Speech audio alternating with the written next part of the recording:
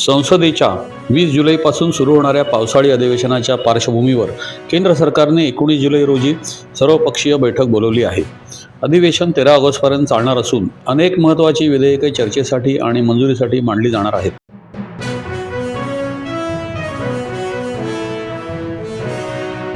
राष्ट्रपती द्रौपदी मुर्मू 20 जुलैपासून मोल्दोवा, उत्तर मॅसेडोनिया आणि रोमानिया दौऱ्यावर जाणार।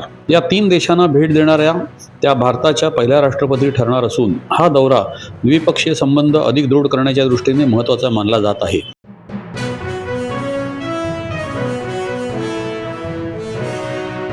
नांदेड जिल्ह्यातील विष्णुपुरी येथील उड्डाणपुलाचा भाग कोसळल्यानंतर पालकमंत्री अतुल सावे यांनी घटनास्थळी पाहणी केली। उर्वरित संरचनेची तातडीने सुरक्षा तपासणी करण्याचे निर्देश देत बांधकामातील त्रुटी किंवा निष्काळजीपणा आढळल्यास दोषींवर कठोर कारवाईचा इशारा दिला।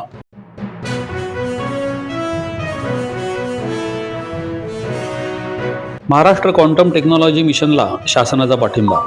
अत्याधुनिक तंत्रज्ञान, संशोधन आणि क्षमतावृद्धीला शासन प्राधान्य देत असून महाराष्ट्र क्वांटम टेक्नॉलॉजी मिशन आणि फॅकल्टी डेव्हलपमेंट उपक्रमांना पूर्ण सहकार्य राहील अशी ग्वाही उच्च आणि तंत्र शिक्षण मंत्री चंद्रकांत पाटील यांनी दिली।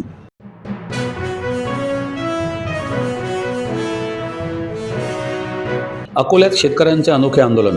बोगस बियाणे, निकृष्ट खते आणि बायो उत्पादनाविरोधात शेतकऱ्यांनी मेहनतीचे पैसे झाडाला चिकटवून जिल्हा कृषी अधीक्षक कार्यालयासमोर आंदोलन केले। दोषीवर कठोर कारवाईची मागणी।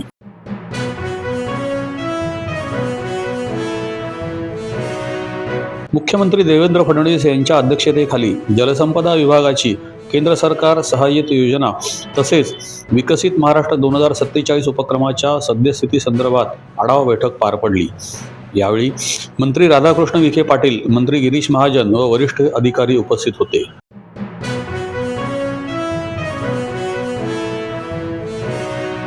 ओला, उबर यासारख्या कंपन्यांसाठी प्रादेशिक परिवहन प्राधिकरण मूलभूत भाडं ठरवून देणार आहे। या दरापेक्षा अवास्तव दर कपात किंवा अतिरिक्त भाडं या कंपन्यांना आकारता येणार नाही।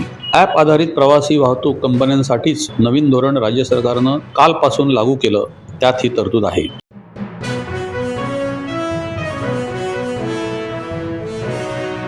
भारत टेक्स 2026चा नवी दिल्लीत यशस्वी समारोप। 4 दिवसांच्या या जागतिक वस्त्रोद्योग प्रदर्शनात देश-विदेशातील प्रदर्शक, खरेदीदार, गुंतवणूकदार आणि उद्योग क्षेत्रातील प्रतिनिधी मोठ्या संख्येने सहभागी झाले। उत्पादन, नवोन्मेष, व्यापार आणि गुंतवणुकीसाठी भारताचं जागतिक वस्त्रोद्योग केंद्र म्हणून स्थान अधिक बळकट झाले आहे।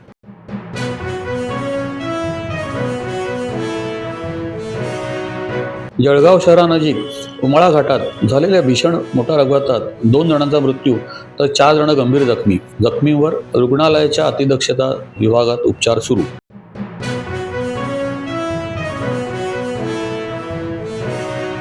फिफा विश्वकरंडक अंतिम सामन्यासाठी ट्रम्प उपस्थित राहणार। न्यूयॉर्कमध्ये होणाऱ्या स्पेन अर्जेंटिना फिफा विश्वकरंडक अंतिम सामन्याला अमेरिकेचे राष्ट्राध्यक्ष डोनाल्ड ट्रम्प उपस्थित राहणार।